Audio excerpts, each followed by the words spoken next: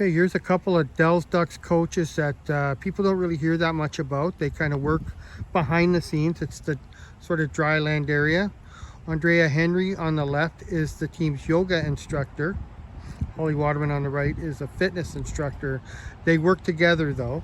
I think they alternate days. One day is yoga and one day is fitness. So Andrea, if I could just start with you real quick. What is the sort of real purpose of the yoga as far as, just preventing injuries and that kind of thing? So we try to bring the yoga into the hockey team, and the approach mainly is to keep their body more flexible, their joints more mobile, and of course preventing injury. It will allow that to happen naturally. And the recovery daily, especially like before their games, we try to really loosen up those muscles and get those stretches in so they can really get that benefit. Yeah. Right. And Holly, a lot of times if you think of fitness, you think of guys in the weight room or stuff like that.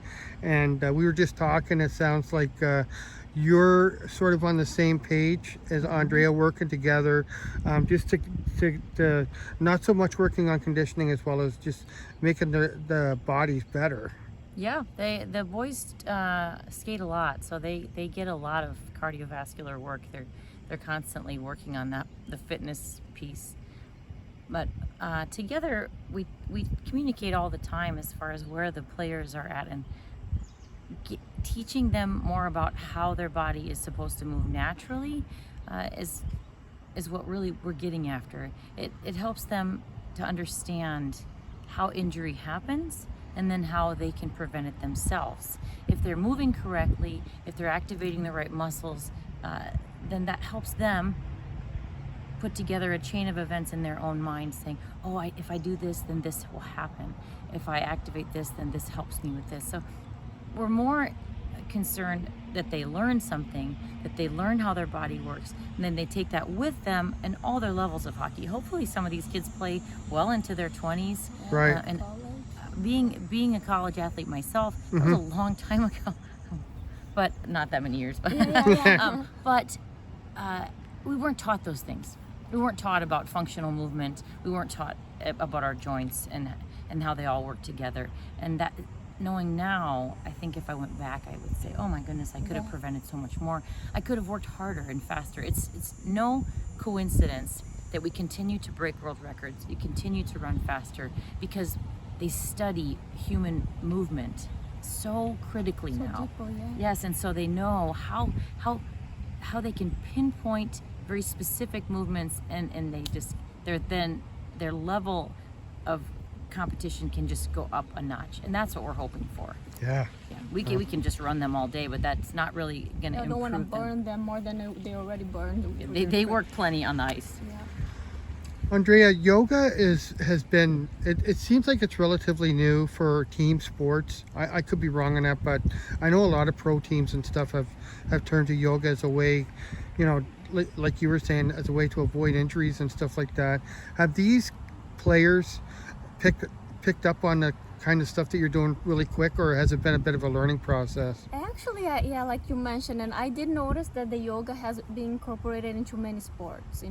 Of course, the mental benefits too is one of a very important thing into them. Okay. Bringing this focus, mind focus, body focus, has been, I would say, the hardest part for them to pick it up. Not much the physical and the postures and that kind of thing, but connecting in what they're doing physically and mentally, and bringing that peace of mind, when they need the breathing exercises, so that it will improve their focus while they're in the game, instead of getting all into their heads and getting upset and running here and there and getting a little bit lost into their potential. If they have more control, their minds are more calm, they believe in themselves. So we're trying to bring that extra mind, body, which is a very wonderful benefit that a yoga can bring to the sport. Yeah. Now you're doing this every second day. You're alternating. Yes. And we're just closing in on the end of the second week, but have you seen advances in what they've been doing just in that short amount of time? Yes. I would say every time they come, I can see them more calm. I can see them more focused. I can see them physically improving, and they really embrace that very well.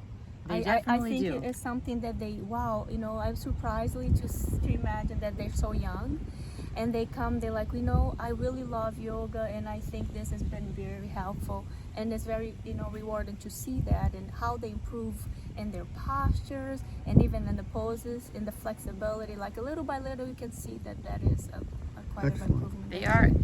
They are very willing to learn. They're excellent students. The group last year was the same. Yeah. They take what you say. They apply it the best they can. They'll ask questions. So they're very good at learning, and that's a really good thing. And as yoga has come into the forefront with some sports, most of my training is TRX, and it's a suspension apparatus that you use to train, and that's also becoming a part of Olympic athletes use it all the time, but it's based upon functional movement, and that's really the kind of the overarching topic is the functionality of the human body, and TRX is a huge educator as far as that goes. So that's what most of my training is, and the boys really love it. Yeah. They are happy to learn all these different modalities, so it's good for them. Okay. One thing I want to ask you about too, Holly. I know that you spoke a little bit about your time as a Division I soccer player, and any team sport, chemistry is so important. I was just wondering, like, I know you don't get to see them that often, but do you pick up on that with these guys at all? Like, do you think that they're a pretty tight and competitive group? Yeah, they're just getting to know one another. Yeah. And I think that Andrea and I have set the tone right away, in the fact that if they can't encourage one another, then they need to keep their comments to themselves, because as a team, if you can't rely on each other on and off the ice, then you will lose all cohesiveness on the ice. You can't rely on a defensive man if he picks on you all day, at practice. So we are constantly harping on them about encouraging one another, focusing on your individual game.